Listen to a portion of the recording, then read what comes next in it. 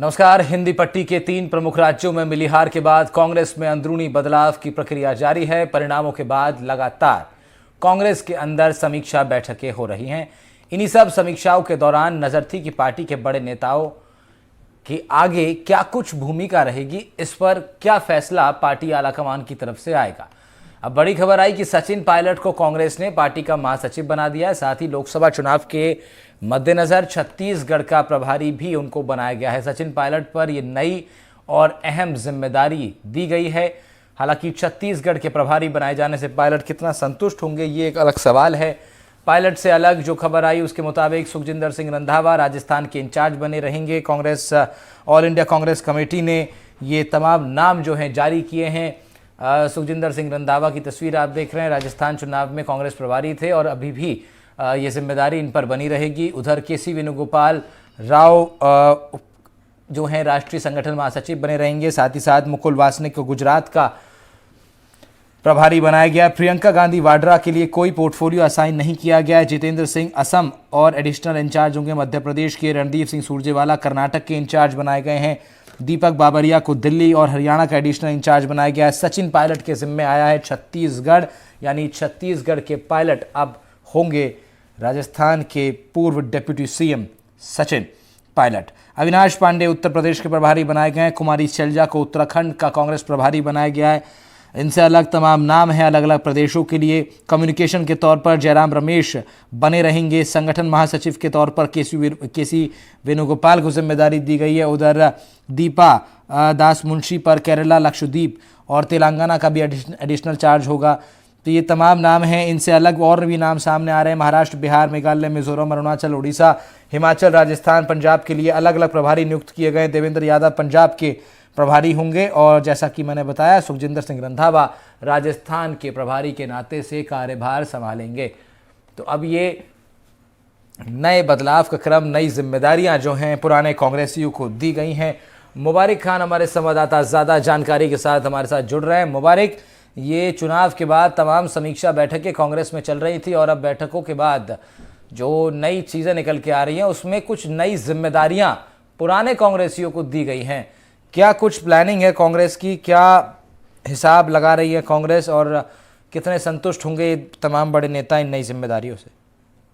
देखिए, बिल्कुल अब क्योंकि सभी जो है कई राज्यों में लोकसभा के जो चुनाव हैं वो होने हैं, ऐसे में लोकसभा चुनाव के नजदीक होने के चलते हैं और अभी फिलहाल जो 5 राज्यों में चुनाव हुए जहां 4 राज्यों में कांग्रेस को कड़ी जो है शिकस्त मिली है, इसी के चलते अब राजस्थान के अंदर की अगर केवल राजस्थान की अगर हम बात करें, हालांकि कई राज्य हैं, करीब 12 से ज्यादा राज्य जहां पर ये फेरबदल हुआ है, कई बड़े नेताओं को जिम्मेदारियां यहाँ दी गई है। लेकिन अगर राजस्थान के लिहाज से अगर हम बात करें तो देखिए, सचिन पायलट को लेकर लगातार ये कयास लग रही थी कि केंद्र में कोई ना कोई जिम्मेदारी पायलट को मिलनी चाहिए, जिससे पायलट खेमे से जुड़े जो लोग हैं या पायलट समर्थक जो लोग हैं उनको कहीं ना कहीं संतुष्ट किया जाए और पायलट को एक बड़ी जिम्मेदारी देकर राहुल गांधी जिस तरह एक संदेश देते हैं कि युवाओं को के ऊपर बड़ी जो जिम्मेदारी देनी चाहिए जिससे कि जो नेतृत्व है वो युवाओं के हाथ में आए, तो ऐसे में सचिन पायलट को जिम्मेदारी दी गई है।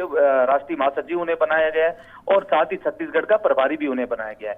और राजस्थान से ही देवेंद्र यादव आते हैं। देवेंद्र यादव को पंजाब की जिम्मेदारी दी गई, उन्हें पंजाब का प्रभारी बनाया गया है। और बीते दिनों आपने देखा था कि लोकसभा चुनाव को लेकर एक कमेटी बनी थी 5 सदस्यों की, जिसमें अशोक गहलोत का भी नाम था। तो अब धीरे धीरे ये लग रहा है कि लोकसभा चुनाव नजदीक है, ऐसे में तमाम जो सियासी समीकरण है और पार्टी का एक कैडर होता है उसी के हिसाब से संगठन स्तर के ऊपर बड़े नेताओं को, युवा नेताओं को यह जिम्मेदारी दी जा रही है, जिससे कि लोकसभा चुनाव में मजबूती से ये चुनाव लड़ा जा सके। और कांग्रेस ये अपना प्रयास करेगी कि कांग्रेस फिर से केंद्र में सरकार में आए, इसीलिए कांग्रेस अपने भरकस प्रयास कर रही है। बीते दिनों केंद्रीय आलाकमान की कांग्रेस की बैठकें हुई, उस पर कहीं ना कहीं विचार चल रहा है। आगे जाके कई सारी चीजें और भी देखने को मिल सकती, कई नए नेताओं का नाम सामने आ सकता है। और इस बार ये भी है कि कई बड़े नेताओं को लोकसभा चुनाव लड़ाने की तैयारी में भी है कांग्रेस। तो कुल मिलाकर यह कहा जा सकता है कि इस तरह का फेरबदल और नए और पुराने और युवा नेताओं को यहाँ जिम्मेदारी दी गई है, जिससे कि कहीं ना कहीं राजस्थान में एक मैसेज, राजस्थान सहित जो अन्य राज्य हैं जहां ये जिम्मेदारियां दी गई है उसमें ये कहा जा रहा है कि इस मैसेज से आम जनता में और कांग्रेस के जो कार्यकर्ता हैं उनको साधने का प्रयास यहाँ कांग्रेस करती हुई दिखाई दे रही है। तो मुबारक, ये सीधे तौर पर लोकसभा चुनाव की तैयारियों के मद्देनजर इसको देखा जाएगा, साफ शब्दों में अगर कहा जाए तो?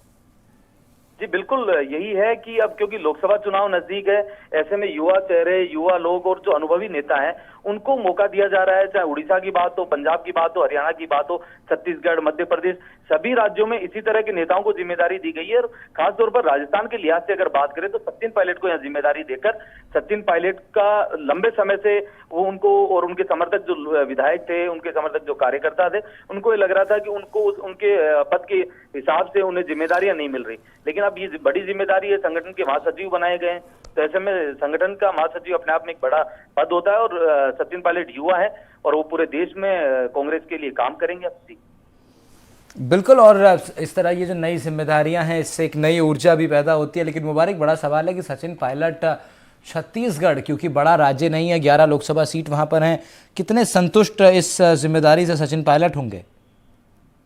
जी देखिए, सचिन पायलट एक ऐसा चेहरा है, चाहे वो मध्य प्रदेश हो, हरियाणा हो, गुजरात हो, राजस्थान हो या छत्तीसगढ़ हो, उन इलाकों में सचिन पायलट की हमेशा से ही, क्योंकि हमने जो बीते 4-5 जो चुनाव देखे हैं जिनके अंदर विधानसभा चुनाव में सचिन पायलट को स्टार प्रचारक के रूप में भेजा जाता है, तो ऐसे में सचिन पायलट की फैन फॉलोइंग है, उनको चाहने वाले हैं, तो उसी हिसाब से सचिन पायलट को जिम्मेदारी दी गई है।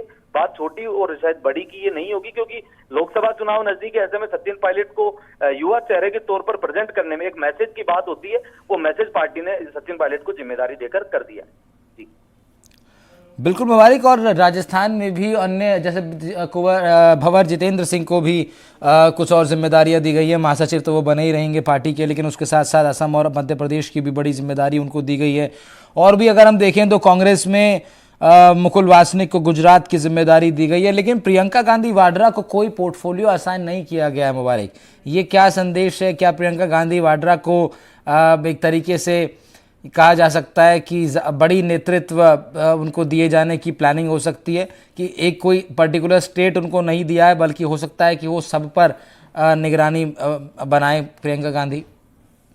बिल्कुल, देखिए प्रियंका गांधी अब तक जो हमने देखा है, जैसे उत्तर प्रदेश के चुनाव की बात हो या फिर वर्तमान में जिस तरह की राजनीति प्रियंका गांधी कर रही है, वो बिना पद के ही सभी संगठन के काम कर रही है। संगठन के नेताओं से भी हमने ये देखा है कि कई बार अलग से जो बैठकें होती है, मीटिंग होती है, उसमें भी प्रियंका गांधी शामिल होती है।